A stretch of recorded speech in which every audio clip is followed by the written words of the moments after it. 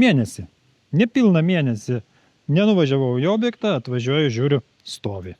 Žmonės mėnesį dirba nesiplėšydami, ramiai, kokybiškai ir vat rezultatas. Namas netoks ir mažas, tiek kaina, tiek plotas apačioj. Na, o dabar truputį apie namuką.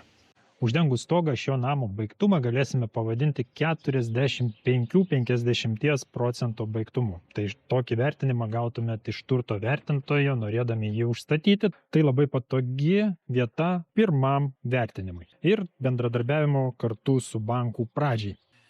Viduje matome tik tai konstrukciją, dar nieko nepadaryta, pradėtas šiltinti antras sluoksnis. Iš išorės dar nėra apdailos, bet jau būtų stogo danga, kad gaut 50%. Kalbant apie patį namuką, tai visiškai klasikinis namukas, netgi, sakyčiau, šiek tiek kaimiškas stilius, bet toks stilius nėra pigus.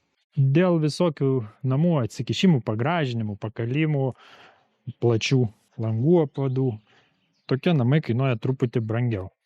Kviečiu stebėti mūsų kanalą, kad pamatytumėte jau šį namuką pabaigtą.